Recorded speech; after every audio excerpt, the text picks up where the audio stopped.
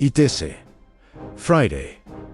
Beneath the blue sky of Istanbul, the world's most dangerous standoff is about to face its final test. Iran and the United States, two nations bound by decades of mistrust, are about to sit at the same table. One word, one glance, could decide between war and peace. The choice of Istanbul is no coincidence. It's a symbol of balance, a bridge between East and West, now hanging between conflict and cooperation. Iran wants to negotiate on equal terms, not under threat. But is America ready to offer that equality?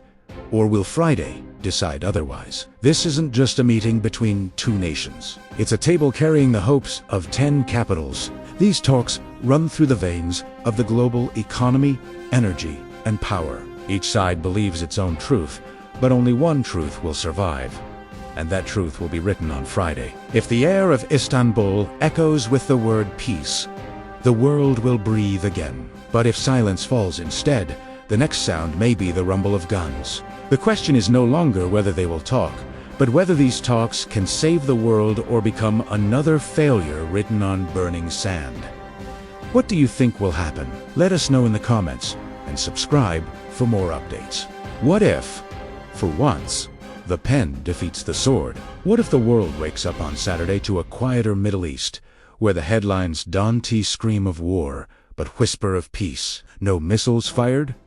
No sanctions tightened? Just a stroke of ink that could reshape decades of hostility. Peace is profitable, and when profit meets stability, even old enemies find reasons to cooperate. From Riyadh to Doha, from Baghdad to Tehran, the idea of a Middle East without constant crisis no longer feels like a dream. For once, the superpowers agree on something, not out of love for peace, but fear of chaos. For the people who live their entire lives under sanctions and suspicion, peace is not a word. It's a taste, a touch, a tear of relief. The map of alliances is redrawing itself, and for the first time in decades, the ink is not blood, it's hope. Peace is never born of love. It's born of exhaustion. When nations realize they can no longer afford to hate, they finally learn how to talk. If Friday ends in peace, the world won't celebrate loudly. It will just breathe a collective sigh of relief. A moment of calm before history turns its page. Friday ends not with handshakes, but with silence. The cameras go dark, the doors close, and somewhere in the halls of Istanbul, diplomacy collapses. What follows may be louder than war itself. The sound of a world losing patience. Years of effort undone by a single clause. That's how history turns quietly. 10 suddenly. No missiles have launched. Not yet, but the war has already begun in the markets and the minds of men. When diplomacy fails, it isn't just leaders who bleed, it's ordinary people at the pump, at the market, at the table. The failure in Istanbul doesn't stay in Istanbul.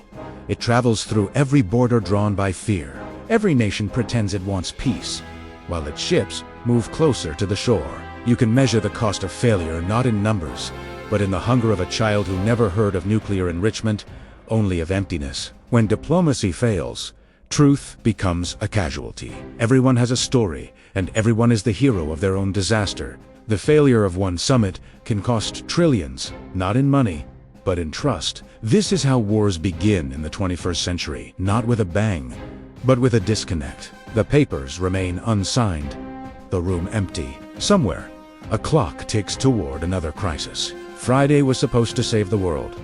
Instead, it reminded us how easily we can lose it. One table, one Friday, two futures. In Istanbul, history waited, and now the world must live with the consequences, whether the pen or the sword prevails. The Middle East, long affair of proxy wars, could finally see the quiet hum of stability. Success in Istanbul doesn't just prevent war, it rewrites the map of power in the region. Failure is not a pause. It is an ignition. The failure of one meeting can echo across borders, economies, and lives for years. A single day, a single table. It can either seed a decade of peace or a decade of peril. Istanbul was more than a meeting. It was a test of whether humanity can pause history before it runs too far. History doesn't wait. One table, one Friday, and the world moves forward. Either with hope, or under the shadow of what could have been. One table, one city, one Friday. The world waited. And now, we know. History does not forgive indecision, but did Istanbul deliver peace? Or a prelude to chaos? Friday's outcome is binary, but the consequences ripple endlessly. Istanbul shows us the power of one meeting, and the danger of one failure. In a sense, Istanbul is a mirror. It reflects the choices of nations, their courage, their fear, their willingness to listen. History is not written by the ink on paper. It is written by its impact on human lives. The table is empty. The city sleeps, and yet every street, every port, every capital feels the weight of Friday's decision. Peace or peril, optimism or chaos, hope or regret. The world holds its breath, and history waits for the next move.